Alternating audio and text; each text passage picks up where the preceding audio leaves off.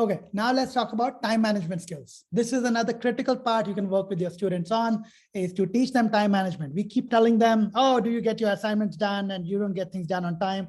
Berating doesn't help. I think it's important is to actually give them a framework to think about how you do time management. Simple things: put a calendar, put a task list, put a cadence of having a discussion with them so often.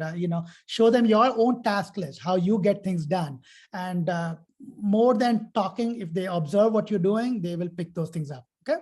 And telling them the time management, frankly, is pretty much the only thing that is different really between the successful and the not as successful. I mean, it's a finite quantity. You have to get this together.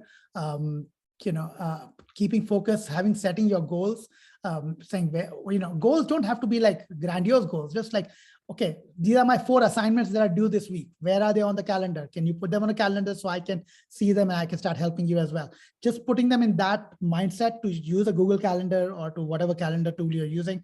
Maybe if it's just a handwritten whiteboard in your room, having that framework in place in the 10th grade, 11th grade will help you huge in the time of the exams or the crunch time. Okay. How do you detect some of the difficulties that students have when they are managing their time? You will find that, if you're basically, this is going a little too detailed, but, analyzing your time, what your record, just write down what you are, what are the things you do on a daily basis. And I tell my own children is like, watch YouTube, whatever you're doing. Just if you can maintain a log on a daily basis of how much time you spent on what, even if you can show me keep a log of that. Apple, the Apple gives every week, says how much time you spent on YouTube, on Instagram, all that stuff. Just make a note of that for your own self. Okay, don't even show it to me, just make a note. Just tell me you made a note and you are looking at it. That in itself is huge for the children if they can do it. So you're not encroaching on their space, you're not overwhelming them, but at the same time they can see that this can be done. Okay. How do you avoid procrastination, which is like, I am a master of procrastination. I'll do things at the last minute, but a lot of students procrastinate a lot. And what is it? Why do you procrastinate? And it make them even look at this deck, why do we procrastinate, right? I mean, and there's a whole link to the science of procrastination. If you read and have these conversations saying, I read about this, right there is going to be a way to, get across something important to them, that procrastination will cause.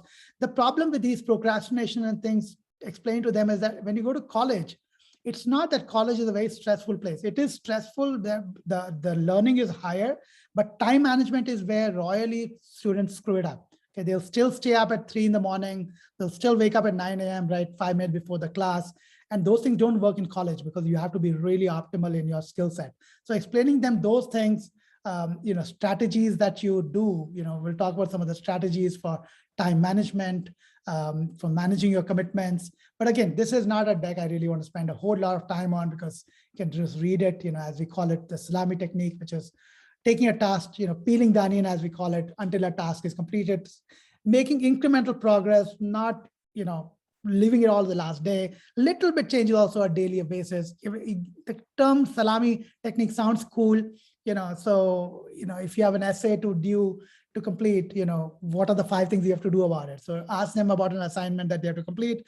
What are the 7 things to be done over the assignment? Can you actually write down those things and just say, if just that very analysis of the process will reduce their stress. And if you go and tell them, I read a book on time management, or I saw the presentation, your students will appreciate you. They'll become better friends with you. Okay.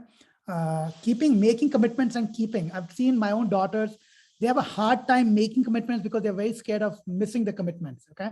And telling them it's okay to miss a commitment as long as you at least made the commitment. Over time, you will get sick of losing out on your commitments and you will start keeping with your own commitments. The problem is students get more scared of missing out on a commitment with a parent because they know they'll get berated later, saying, oh, you told me you're going to do it, you didn't do it. Don't berate them. They know what they have to do. They'll figure it out. Okay.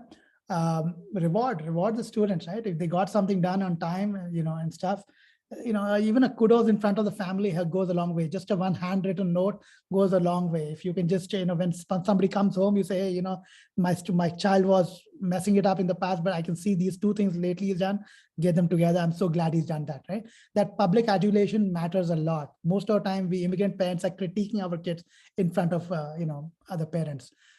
Planning your time, which is really, you have only so much time, and planning yearly timetables, weekly timetables. These are hard. I get it. They're hard for me also to do it, but having some framework around this thing, knowing that is super critical. Go out of this one.